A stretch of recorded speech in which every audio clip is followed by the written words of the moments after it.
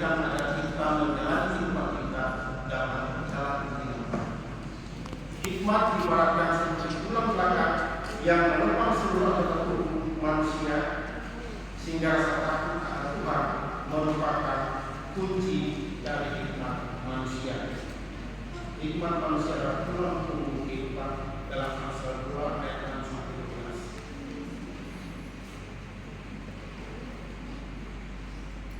Itu cerita tentang faedah daripada menuntut hikmat. Saya tidak akan bacakan, tidak akan baca-baca. Kalau ini sudah pernah baca, segala sesuatu yang di dalam Amsal 2 sudah dijelaskan. Kepintaran, kebijaksanaan, jauh dari kejahatan dan sebagainya, itu adalah tulang punggung kehidupan kita. Satu ilustrasi, ketika Allah memberikan sebuah cek kosong kepada kita, apa yang kita tulis ketika Tuhan menawarkan selembar cek kosong?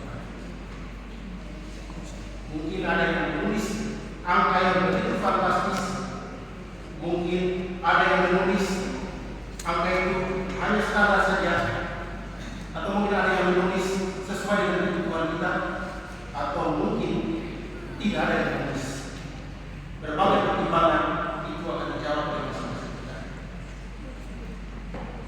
Namun kalau kita kembali kepada 1 Raja 3 tentang seorang tokoh, seorang raja Salomo, ketika Tuhan menampakkan diri kepada Salomo dalam mimpinya. 1 Raja 3 di Gibeon itu Tuhan menampakkan diri kepada Salomo dalam mimpi pada waktu malam. Berfirmanlah Allah, mintalah apa yang hendak kau berikan kepadamu. Mintalah apa yang hendak kau berikan kepadamu. Mungkin bagi kita, bagi beberapa orang, kalau kemudian ada pertanyaan seperti itu, kita akan cari kesempatan untuk menumbuhkan kekayaan kita. Kita akan meminta kedudukan yang lebih dalam pekerjaan kita. Kita meminta kekuasaan yang lebih luas atau lebih lama dalam kehidupan kita. Meminta kesempatan membalas dendam kepada mereka yang sebelumnya berkuasa, atau meminta nyawa musuhnya, atau apapun itu kita akan minta. Tetapi Salomo tidak tergoda meminta yang tidak berkenan kepada Allah. Dalam 1 Raja 3:9 berkata, maka berikanlah kepada hambamu hati yang paham menimbang perkara, untuk menghakimi umatmu dengan dapat membedakan antara yang baik dan yang jahat. Dia minta kepada Tuhan hati yang paham menimbang perkara untuk dapat menghakimi umatnya yang baik dan yang jahat. Sebab siapakah yang sanggup menghakimi umat yang sangat sakit? Itu adalah permintaan Salomo kepada Allah dalam mimpinya.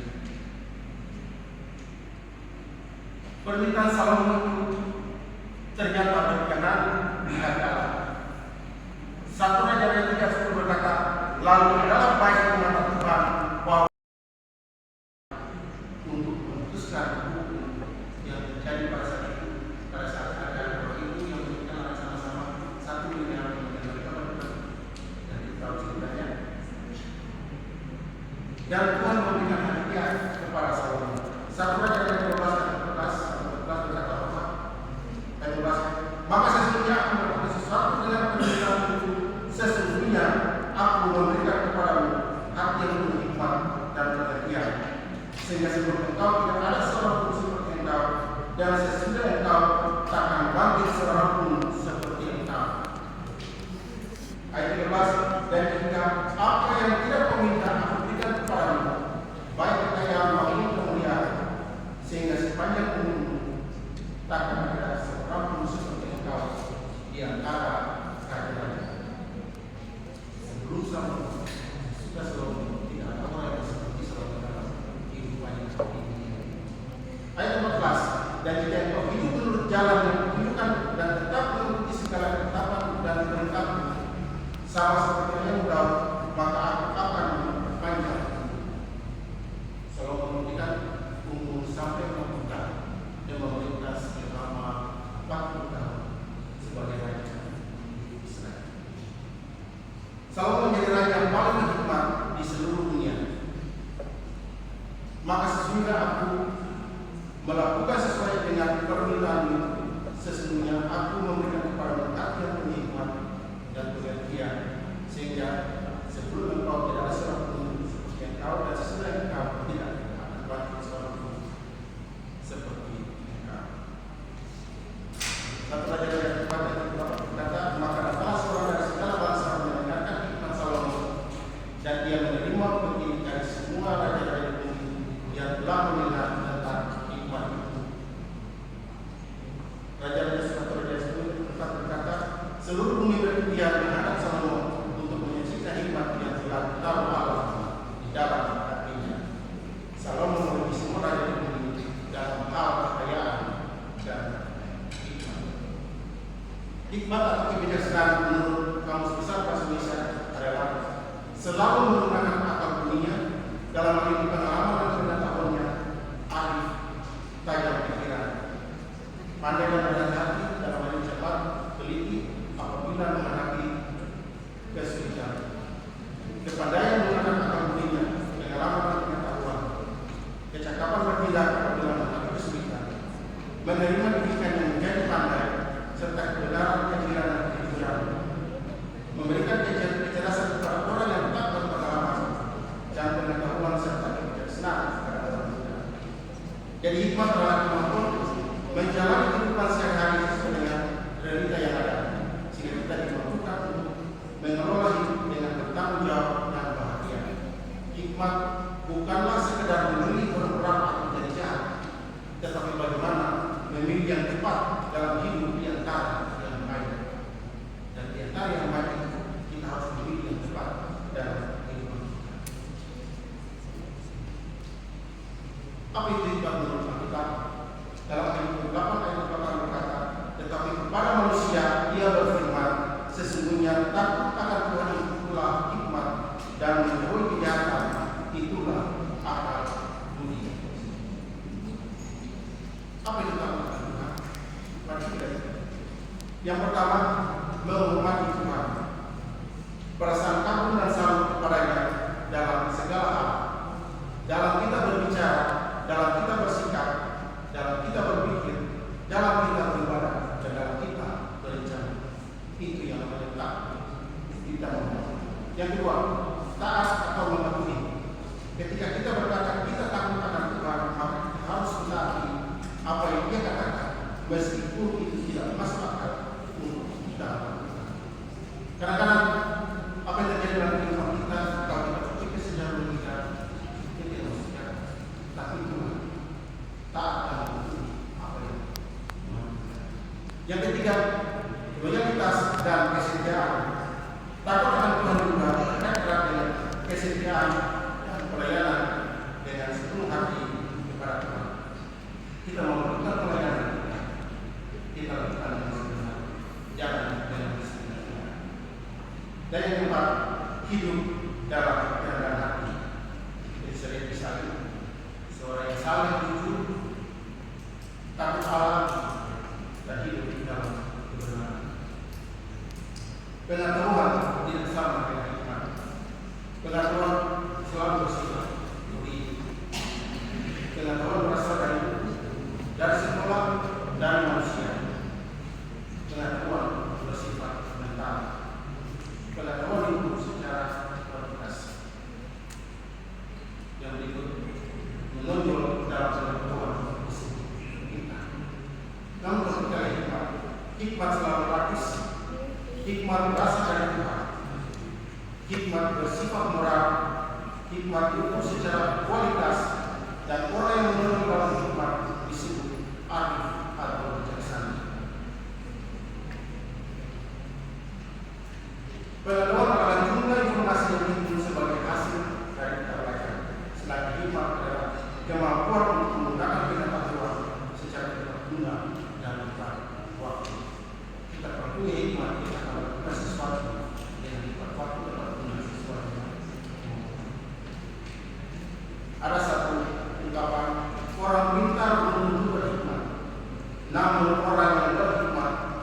lepas dia adalah seorang yang pintar.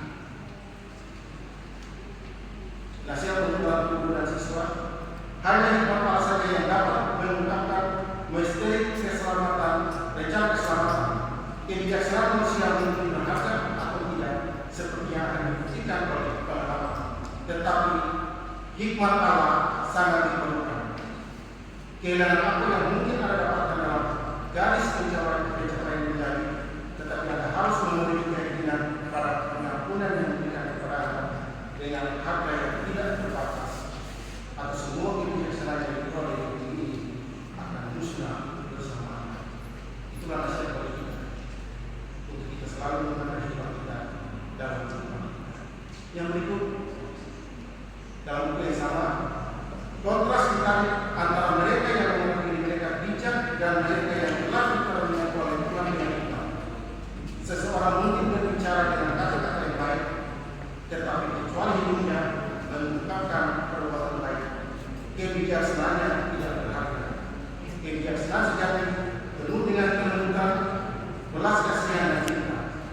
Kebajikan dunia yang oleh manusia disebut hikmat, oleh Allah disebut kebenaran.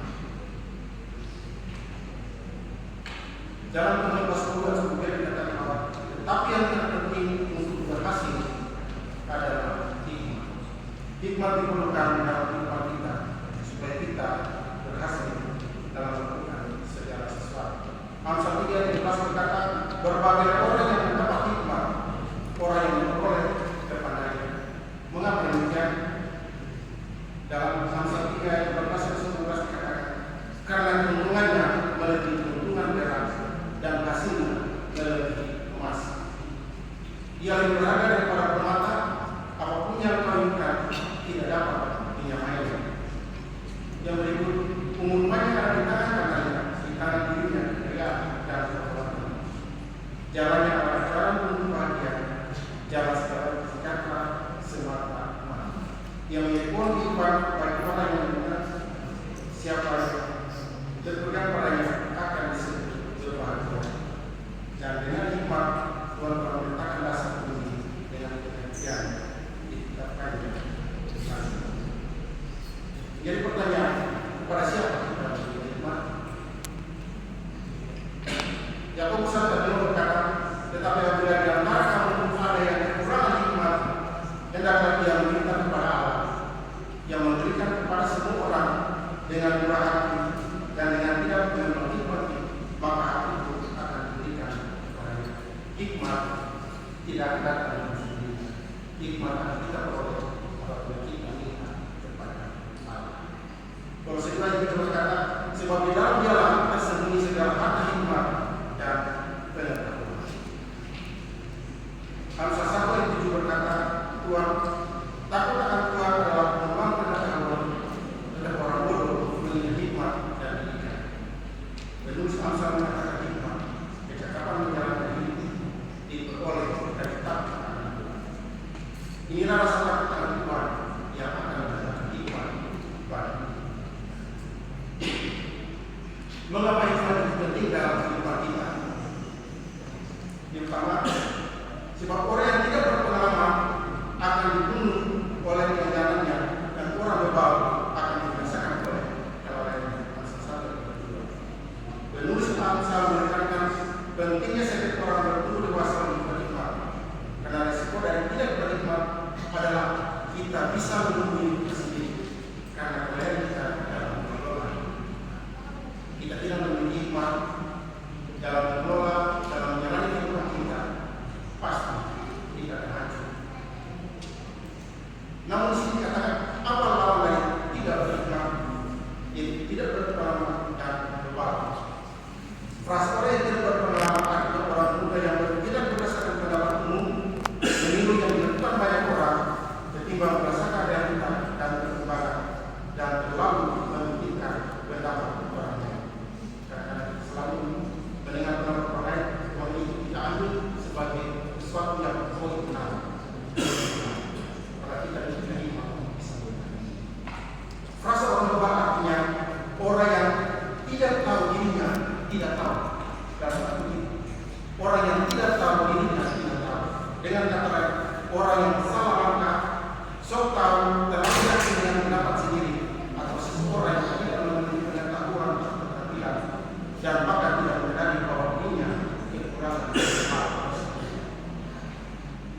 namun aku bersama Tuhan. Menjalani hidup tidak bersentuhan dengan kita yang sesungguhnya. Itulah tidak berhikmat dan orang berhikmat. Hikmat adalah kekuatan untuk yang pertama kita memperoleh berkah seutuhnya. Orang yang memperoleh hikmat akan mendapat untung lebih permata, emas dan perak. Hikmat diberikan kepada kita. Yang pertama adalah berkat jasmani, umur panjang kita berikan kepada kita. Berkat iman, suatu kehormatan bagi kita. Berkat materi, kekayaan yang kita dapatkan, dan berkat rohani, kebahagiaan yang bisa kita. Itulah hikmat yang diberikan kepada kita. Yang kedua, memperoleh kemenangan. Bolok keberhasilan dari Allah yaitu hikmat, strategi, kemenangan dan kemuliaan. Orang dapat mengalami kemenangan diperlukan strategi yang tepat, dan untuk memperoleh strategi yang tepat diperlukan hikmat. Jadi kita diberikan hikmat, kita akan membuat strategi yang tepat, akan memperoleh kemenangan dan kemuliaan yang kita dapatkan. Pada hari sama Allah memberikan hikmat dalam hal ini adalah firman yang diberikan pada gereja, sehingga gereja memiliki jalan-jalan atau strategi untuk menang yang pada akhirnya mencapai kemuliaan. Hikmat diperlukan untuk memimpin keluarga, gereja, pekerjaan, dan masyarakat. Ternyata hikmat diberikan bukan untuk kita berbagi, bukan untuk gereja kita, tapi pekerjaan kita dan masyarakat. Yang ketiga, memperoleh jalan keluar yang lepas. Hikmat manusia dan dunia tidak dapat menyelesaikan masalah secara bebas, sebab bersifat mudah, dipenuhi nafsu dan diberikan oleh kuasa-kuasa kegelapan.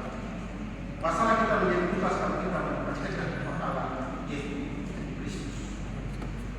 Sebab ada kekuatan dari atas yang kita lihat ciri-ciri sebagai itu, murid, peramah, damai, penurut, penuh belas kasihan, buah-buah yang baik, tidak berminyak dan bunga.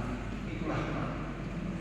Kita perlu bicara dengan menjelaskan kepada Kristus, masalah menjadi tuntas sebab sifat Allah mengalir dari karakter Allah sendiri. Yang keempat, dengan hikmat kita memperoleh kreativitas Allah. Allah memberikan manusia hikmat untuk memberikan Allah. Karena itu tujuan kepada segala makhluk. Allah tidak memberikan manusia meja dan kursi, tetapi memberikan hikmat untuk mengubah buah menjadi meja. Allah memberikan manusia kreativitas untuk mencapai kesuksesan. Hikmat diberikan, kita lakukan itu dan kita untuk mencapai kesuksesan. Allah SWT. Jadi Allah memberikan semuanya kepada kita. Apa yang harus kita lakukan? Mintalah hati yang paham untuk menimbang segala perkara dengan tepat, dan kemampuan untuk melihat yang benar dan yang salah, dan keberanian untuk memilih yang benar, maka yang lainnya akan menambahkan itu kepada kita semua. Mintalah hikmat, maka Tuhan akan memberikan dan menambahkan apa yang kita inginkan. Hikmat diperoleh secara maksimal apabila kita saling membangun dengan firman Tuhan di dalam sebuah komunitas yang takut akan Allah. Yang takut akan Allah, kita bersama-sama saling membangun. Semakin banyak kita memperoleh hikmat lewat komunitas yang takut akan Tuhan, maka semakin besar kekuatan kita untuk memperoleh harta surga. Kiranya Tuhan akan memberkati kita pada saat ini dan hikmat kita ke depan. Kiranya hikmat kita boleh dapat dari Tuhan. Tuhan akan selalu